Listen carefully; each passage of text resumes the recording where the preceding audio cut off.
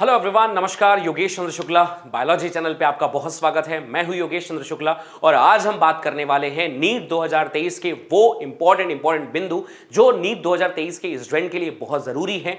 वो जरूरी सूचनाएं कि जिससे एक पैटर्न सेट होता है कि 2023 की काउंसलिंग कैसी होगी, किस किस नंबर पे आपके सिलेक्शन हो सकते हैं, किस किस नंबर पे आपको कौन से कॉलेजेस मिल जाएंगे और क्या जरूरी है। टॉपर्स की जो लिस्ट है वो आपके लिए क्या जानकारी, उसकी क्यों मायने रखता है कि टॉपर्स के नंबर आपके लिए कितने जरूरी होते हैं, इसका आपके एग्जाम में, आपके एडमिशन में कितना फर्क पड़ता है, इन सभी विषयों पे जानना बहुत जरूरी है। इफ अगर आप 2023 के स्टूडेंट हैं तो आपके लिए तो बहुत जरूरी है, पर अगर आप 2024 के स्टूडेंट भी हैं तो भी आपके लिए यह वीडियो जानना बहुत जरूरी है। इसमें आप नीट को करीब से समझ पाएंगे और आप 2024 का जो आपका बेंच मार्क होगा, जो आपका एंबिशन होगा, उसको सेट करने में, उसके नंबर को सेट करने में, उसकी पढ़ाई की तैयारियों को सेट करने में आपको बहुत मदद मिलेगी। तो यह वीडियो एक कंप्लीट सॉल्यूशन है उन बच्चों के लिए जो ये जानना चाहते हैं कि 2023 के एग्जाम के बाद अब आगे होगा क्या। उन सभी विषयों पे एक करके हम चर्चा करेंगे। इससे पहले कि मैं इस विषय पे बात करूं, आप इस चैनल को सब्सक्राइब कर लीजिए, ये वीडियो को अपने दोस्तों के साथ शेयर कर लीजिए,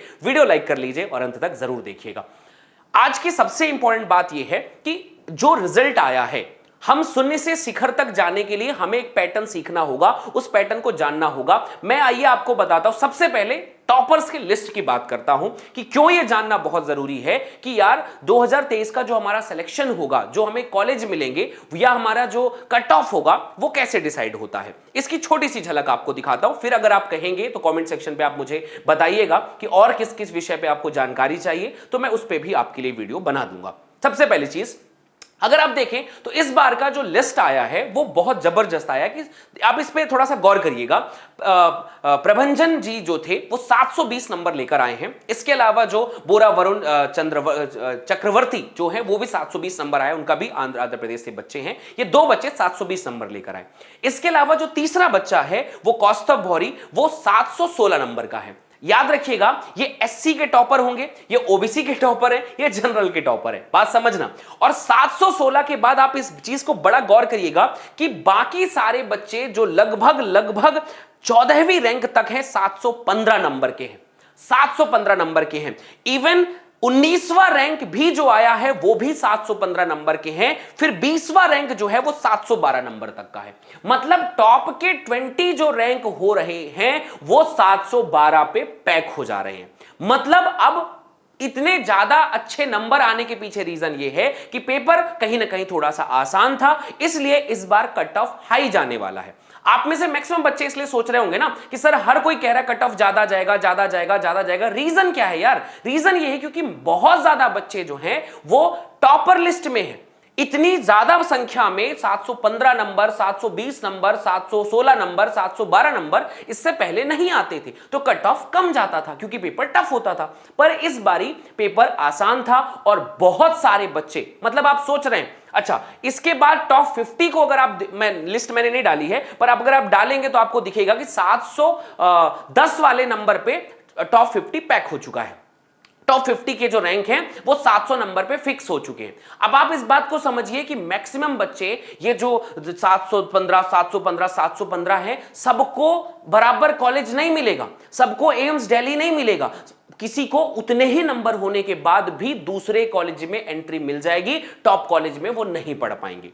यह सबसे बड़ा मसला होता है। तो इसको जानना बहुत जरूरी है कि यह डिसाइड करता है आपके कट ऑफ को। अगर आप इसे बारीकी से समझेंगे तो आपके कट ऑफ को बढ़ने और घटने के पीछे कौन सा सबसे बड़ा चीज जिम्मेदार होता है, वो है टॉपर्स की लिस्ट। इसलिए टॉपर्स की लिस्ट को बहुत गौर से देखा जाता है, इवन आप टॉपर हो या ना हो।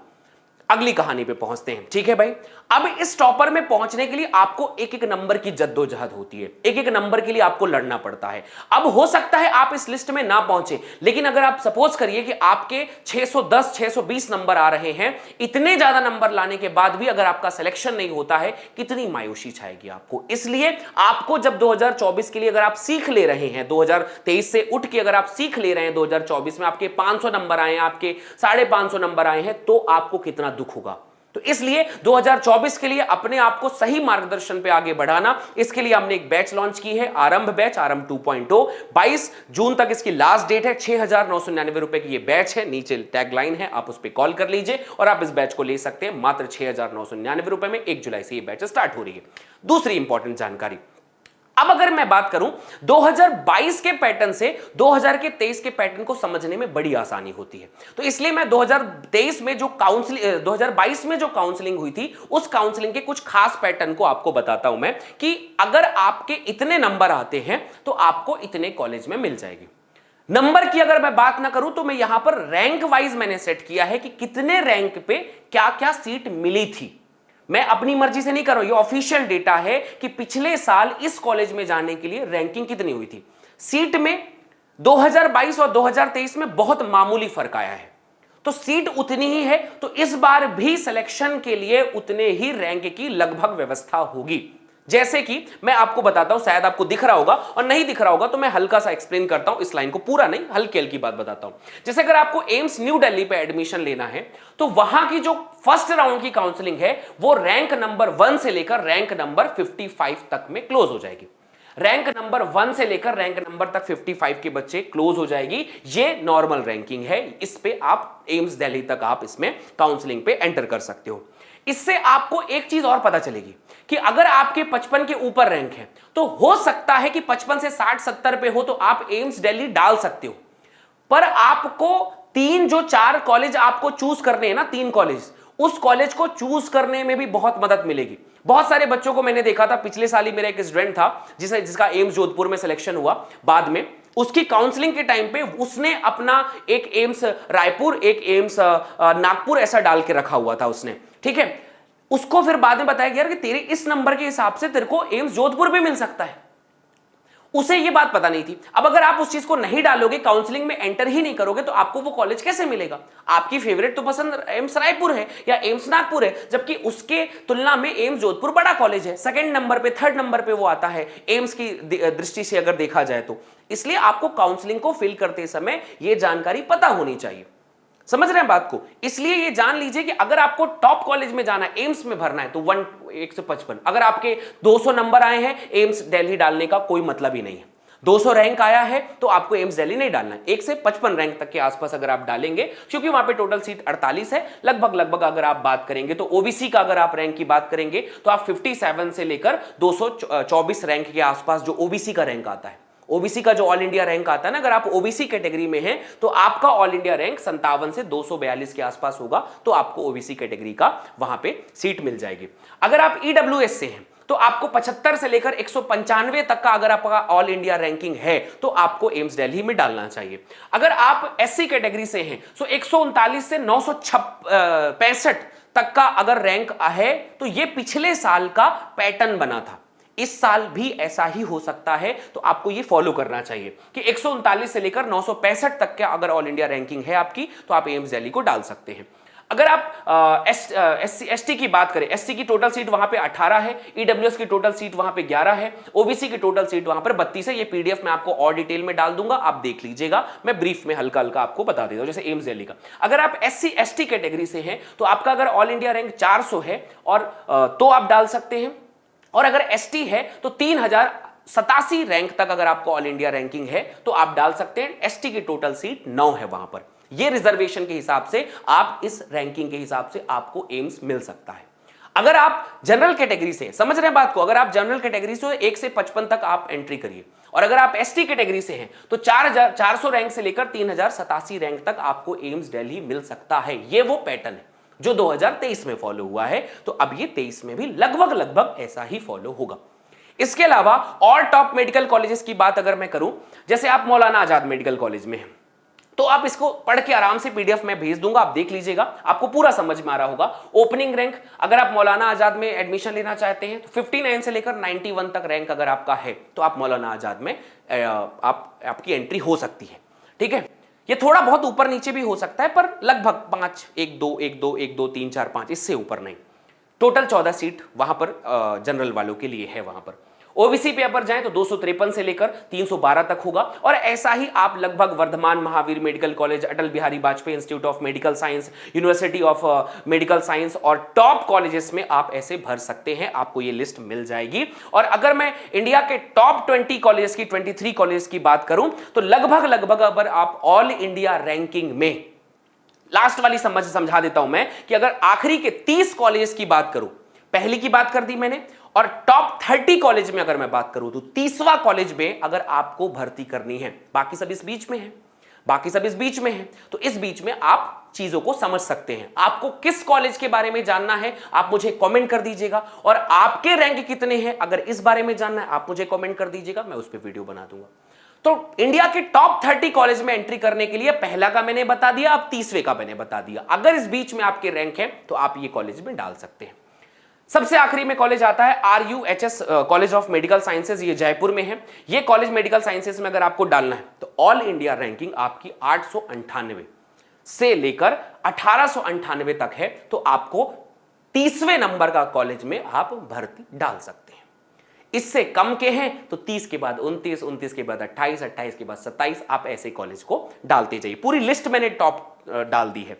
अगर आप EWS से हैं, 2041 से लेकर 2263 तक अगर आपका ऑल इंडिया रैंक है तो आप EWS में डाल दीजिए। अगर आप ओबीसी में हैं तो 2100 अगर आप ओबीसी में हैं तो 2040 और 2263। अगर आप EWS से हैं तो 2106 से लेकर 3135। SC से हैं तो 18772 से लेकर 23452 रैंक तक आप डाल सकते हैं। और अगर आप SC ST कैटेगरी से हैं तो 26,628 और 26,847 75 रैंक तक आप इसमें एंट्री कर सकते हैं। ये जो 75, 71 ये जो है ना, मैं इसलिए एग्जैक्ट नहीं बोल रहा हूं, रीजन ये है कि ये 2022 का डेटा था। लगभग 23 का डेटा भी ऐसा ही होगा। इस बीच के रैंक में आपको इंडिया के टॉप मेडिकल कॉलेजेस मिलेंगे। हर एक चीज को एक्सप्लेन करूंगा तो शायद ये 1-2 घंटे लग जाएंगे, तो आपको मैं ब्रीफ में मैंने बता दिया कि इस बीच में अगर आप ऑल इंडिया रैंक की देख रहे हैं तो ऑल इंडिया रैंक में आप 1 से लेकर 1898 रैंक है, तो आप जनरल कैटेगरी में आपको टॉप 30 कॉलेज मिल जाएंगे। अगर आप EWS कैटेगरी, ओबीसी कैटेगरी से हैं तो 2000 से लेकर लगभग मान लो 2200 रैंक के आसपास आपको मिल सकता है।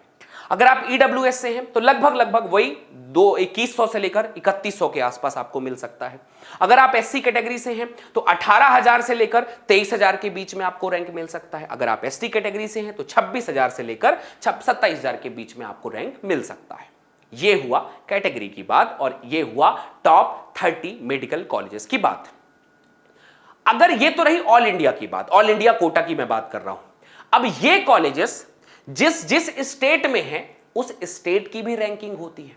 तो आप किस स्टेट से हैं, ये ऑल इंडिया की बात है। और बहुत सारे बच्चे कहते हैं सर ये तो सिर्फ 15% सीट है, बाकी की जो 85% सीट है वो तो स्टेट वाले भरते हैं, तो उसका बता दो। तो अगर आप किसी स्टेट से हैं और अगर आप ये जानना चाहते हैं कि मोटा हिसाब के तौर पर जो पूर्व अनुमान है उनके हिसाब से एक डेटा को अगर कैलकुलेट किया जाए तो उस हिसाब से आपके स्टेट की रैंक क्या जा सकती है, अगर आपको ये जानना है कमेंट सेक्शन पे मुझे बताना कि आप किस स्टेट से हो और आपको उसकी कौन सी कैटेगरी जाननी है। आप मुझे बताओगे तो मैं उस स्टेट का या स्टेट वाइज भी पूरा एक लिस्ट बना दूंगा कि इस रैंक के बीच में आप हो तो आपको ये कॉलेज या फिर गवर्नमेंट कॉलेज मिल सकता है या नहीं मिल सकता, या प्राइवेट कॉलेज मिलेगा, या फिर आपको क्या करना पड़ेगा, ये मैं आपको बता दूंगा। अब अगर मैं ऑल इंडिया कोटा का एक, ये तो टॉप 30 मेडिकल कॉलेज की बात हो गई कि इस बीच में आपको टॉप 30 मेडिकल कॉलेज मिल जाएंगे। होप सो आप इस बात को बड़ी क्लियर समझ गए होंगे, और अगर नहीं समझे तो PDF आप मुझे प्राप्त कर लीजिएगा और आपको समझ में आ जाएगा। बताइएगा, एक अगर मैं बात करूं कि एक सेफेस्ट स्कोर, बहुत सारे बच्चे मुझे ये कमेंट कर रहे थे कि सर एक सेफ स्कोर बताओ जिस पे मतलब मुझे सोचना ही ना पड़े कि इस बीच पे सिलेक्शन होगा या नहीं होगा, गवर्नमेंट कॉलेज मिलेगा कि नहीं मिलेगा। ये तो टॉप 30 मेडिकल कॉलेज की बात हुई। सबसे मिनिमम स्कोर ऐसा बता दो जिस पे मुझे ऑल इंडिया कोटा पे ये नंबर मिल ही जाए। तो जैसे मैं बात करूं, अगर आप मतलब अगर आप नॉर्मल हो, आरक्षित हो, सामान्य कैटेगरी से हो, तो आपका लगभग रैंक जो है 23,000 के आसपास अगर है तो आपको गवर्नमेंट की कोई ना कोई कॉलेज की सीट मिल जाएगी। लगभग 23,000 के आसपास अगर आपका रैंक है और लगभग लगभग आपके नंबर अगर मैं काउंट करूं तो 615 के आसपास ही ये रैंक जाएगा। 2022 का डेटा 615, 610, 608 इसी के आसपास में 23,000 रैंक आए थे। तो इस साल आपको अगर आपका 23,000 रैंक है, लगभग लगभग मैं 2022 के पैटर्न 21 के पैटर्न को फॉलो करता हुआ ही बता रहा हूं, इसलिए भी इस बार मैं मतलब अनुमान की बात कर रहा हूं। 23,000 अगर आपका रैंक है और 615 के आसपास आपके नंबर हैं, आपको सोचने की जरूरत ही नहीं है, आपको कॉलेज मिल सकता है, डैम श्योर मिल सकता है। मैं इस पे एकदम डैम श्योर हूं कि आपको मेडिकल कॉलेज मिल जाएगा। इससे कम वैसे मैं 610 में भी कह सकता हूं, पर मैंने 5 नंबर एक्स्ट्रा कहा है, तो 610, 615 के आसपास आप मान लीजिए इस पे हैं तो आपको कॉलेज मिल जाएगा। अगर आप ओबीसी कैटेगरी से हैं तो भी आप 23,100 के आसपास अगर आपका रैंक है या फिर आपके 615 के आसपास नंबर है, फिर वही बात 615, 610 उतने ही नंबर के आसपास हैं, तो आपको ओबीसी में ऑल इंडिया कोटा से गवर्नमेंट कॉलेज मिल जाएगा, गवर्नमेंट कॉलेज का मिल जाएगा। अगर आप ईडब्ल्यूएस से हैं, मतलब जनरल हैं और गरीबी रेखा में आते हैं, तो आप 23,100 रैंक के आसपास आपको भी सिलेक्शन की उम्मीद हो सकती है और 610 के आसपास अगर नंबर है, रैंक और नंबर दोनों बता रहा हूं मैं, इन दोनों के हिसाब से आपका सिलेक्शन हो सकता है। एससी कैटेगरी में अगर आप हैं तो आपका मैक्सिमम रैंक इतना होना चाहिए, 1,25,000 रैंक में अगर आप हैं, नॉट 2500, 1,25,000, ठीक है, तो 1,25,000, 1,25,000 के आसपास अगर आप हैं तो आपका सिलेक्शन जो है, सॉरी, ठीक है, 1,25,000 के आसपास आपका अगर रैंक है तो आप एससी कैटेगरी में ऑल इंडिया कोटा से गवर्नमेंट की कॉलेज सीट आप प्राप्त कर सकते हैं। नंबर की अगर मैं बात करूं यहां पर तो लगभग 490, 485, 490 के आसपास का ही नंबर आपको होना चाहिए ऑल इंडिया कोटा पे। अगर आप एसटी की बात करें तो 1,60,000 के आसपास अगर आपकी रैंक है, ऑल इंडिया की रैंक है, कैटेगरी रैंक नहीं, ऑल इंडिया की रैंक 1,60,000 के आसपास है और नंबर लगभग 460 है, तो इतने मिनिमम मार्क्स में आपको गवर्नमेंट कॉलेज मिल सकता है। इससे कम ऑल इंडिया कोटा पे लगभग कोई उम्मीद नहीं है कि आपको इससे सिलेक्शन, मैं 5 नंबर ऊपर नीचे कह रहा हूं, आप उसे कंसीडर कर लेना, क्योंकि ये कोई अनुमान की बात है, कोई भी डंके की चोट पर नहीं कह सकता, पर हमारा जो अनुमान है आज तक गलत नहीं हुआ है, पिछले से 4-5 सालों से हम इसको प्रिडिक्ट कर रहे हैं तो गलत नहीं हुआ। ये कोई मेरा अकेले का डेटा नहीं है, हमारी पूरी टीम का डेटा, हमने मिलकर इसे सेट किया है, तो ये एक नंबर हो सकते हैं जो आपको चाहिए। तो इस तरीके से मैंने आपको टॉपर्स के पैटर्न, आपको टॉप 30 कॉलेज में एंट्री करने का पैटर्न और आपको पिछले साल के अनुमान के हिसाब से मिनिमम मार्क्स, वो सबसे सेफेस्ट मार्क जो होना चाहिए ना, सेफ मार्क, इसके ऊपर आपको सिलेक्शन हो जाएगा और इसके इर्द गिर्द हो तो सिलेक्शन में थोड़ी सी समका हो सकती है। ये तो कुदरत का क्या बोलना चाहिए, समय है, बस वो वक्त है, ये हो सकता है। अगर आप 2024 के स्टूडेंट है और आप इसे देख रहे हैं तो आप इसे समझ सकते हैं कि एक एक नंबर की कितनी ज्यादा वैल्यू है और अगले साल शायद 25 लाख बच्चे देंगे, टॉपर्स बच्चे देंगे, तब आपका क्या हाल होगा। तो आपको लगभग लगभग आपका टारगेट 650 के ऊपर नंबर का होना चाहिए, 650 के ऊपर, और लगभग लगभग 700 के आसपास जब टारगेट आप करेंगे तो 650 नंबर के आसपास आपका आता है। तो 2024 वाले बच्चों के लिए ये एक आईना है, इसको देखना बहुत जरूरी है कि इस टफ एग्जामिनेशन के इतने बड़े कंपटीशन को आप फॉलो कर रहे हैं, आप इसे देना चाह रहे हैं, तो आपको बहुत अच्छा नंबर लाने होंगे। आप में से कोई भी बच्चा, अगर आप स्टेट कोटा की रैंकिंग जानना चाहते हैं, स्टेट कोटा की काउंसलिंग का सेफेस्ट मार्क जानना चाहते हैं, तो आप मुझे कॉमेंट सेक्शन पर जवाब दीजिएगा, बताइएगा, मैं उसके ऊपर भी एक प्यारी सी वीडियो बहुत ही जल्द बनाने वाला हूं। अगर आपके कॉमेंट्स मैक्सिमम हुए तो मैं उस पर बहुत ही जल्द आपको, मे बी कल ही आपको ये वीडियो मिल जाएगी। अब ये सारी बातों के बाद सबसे बड़ी चीज क्या होती है, अगर 23 में आपके इसके कम नंबर हैं, भगवान ने आपको एक और चांस देने की मंशा जाहिर की है कि बच्चे को अगले साल शायद नीट का डॉक्टर इसको बनाएंगे हम, और आप में से बहुत सारे बच्चे 2024 के लिए जो देना चाहते हैं, आपके लिए फिर से हमारे पास एक जबरदस्त गिफ्ट है और वो है आरंभ 2.0। ये स्टार्ट हो रहा है बेटा 1 जुलाई से 2023 से, और ये 2024 में आपके मैक्सिमम मार्क्स को लाने में मदद करेगा, क्योंकि हम ऑलरेडी ये चीज कर चुके हैं 2023 में। लाइव बैचेस होंगी ये, और पूरी लाइव बैचेस आरंभ 2.0 के नाम से, क्योंकि आरंभ बैच जो है ऑलरेडी चल रही है। याद रखना, फीचर्स आपको लाइव क्लासेस के मिलेंगे, इसमें पूरी लाइव क्लासेस मिलेंगी, ए स्टार टॉप बैच मिलेगा जिसमें हम आपको एम्स दिल्ली तक पहुंचाने में मदद करेंगे, ना सिर्फ सिलेक्शन, टॉप 30 कॉलेज तक पहुंचने में आपकी मदद करेंगे। ऑल इंडिया रैंक वही आपके 2000-3000 के अंतर्गत लाके आपको टॉप 30 मेडिकल कॉलेजेस में एंट्री करने में मदद करेंगे। टफ कंपटीशन आपको फॉलो करेगा। इसमें बैकलॉग सीरीज करवाई जाएगी ताकि आपका पीछा बचा हुआ जो भी टॉपिक है वो भी आप अच्छे से कर सकें। इसके अलावा परफॉर्मेंस चेक किया जाएगा। अगर आप कहीं पे कमजोर पड़ रहे हैं तो आपको बूस्ट मारने के लिए क्या क्या हम अस्त्र शस्त्र उपयोग कर सकते हैं, हम इसका भी उपयोग करेंगे। होमवर्क देंगे, टीचर्स की स्लाइड्स देंगे, टीचर्स के नोट्स देंगे आपको, और ये टीचर्स मिलेंगे आपको आरंभ बैच में। आरंभ बैच में आपको शुभम पालीवाल सर और विपिन सर फिजिक्स पढ़ाएंगे, विक्रम सर और कामेश जांगिड़ सर आपको केमिस्ट्री पढ़ाएंगे, पार्थ सर और मैं यानी योगेश चंद्र शुक्ला आपको मिलकर बायोलॉजी पढ़ाएंगे। ये है आरंभ बैच का पूरा चिट्ठा जो आपको जानना बहुत जरूरी है अच्छे नंबर लाने के लिए। ये बैच वैसे तो 11,999 की है, पर आपके लिए ये बैच 6,999 रुपए में अभी ये ऑन एयर है। और ये ऑफर सिर्फ 22 जून तक ही है, तो इतिहास रचने वाले बैच को लेने के लिए आपके पास ये मौका है। आप कॉल कर सकते हैं 0124715825 पे। आपको कूपन कोड यूज करना है AARAMBH, ठीक है। इसके अलावा आप डिस्क्रिप्शन बॉक्स में एक लिंक है, उसे फिल करके भी आप इस बैच को ले सकते हैं। होप सो आज की ये जानकारी बहुत अच्छी लगी होगी, आपको पसंद आई होगी, समझ आया होगा आपको पूरा नीट का डेटा और इसके काउंसलिंग के पीछे, कॉलेजेस को जाने के पीछे क्या पैमाना काम करता है, ये आप समझ गए होंगे। इसके अलावा नीट से जुड़ी हुई मैंने एक वीडियो पहले भी बनाई थी जिसमें मैंने ये बताया था कि नीट क्या है, क्राइटेरिया क्या है, एज लिमिट क्या है, कितनी उम्र होनी चाहिए, कितना पढ़ा लिखा होना चाहिए, कितने परसेंटेज होना चाहिए। आप उस वीडियो को भी जाकर देख सकते हैं। उस पर मैंने आपको हर एक क्राइटेरिया बता दिया है। आज मैंने आपको नीट के काउंसलिंग की हर एक बात बताई है। अब स्टेट वाइज काउंसलिंग की बात है जो मैं बहुत जल्द आप तक पहुंचाता रहूंगा। अगर आपको और भी कोई जानकारी चाहिए कमेंट सेक्शन पे आप मुझे बता सकते हैं। Thank you so much guys, love you all. अपना बहुत ध्यान रखें, बाय बाय, और डॉक्टर बनने के सपने को हमेशा जिंदा रखें। Thank you.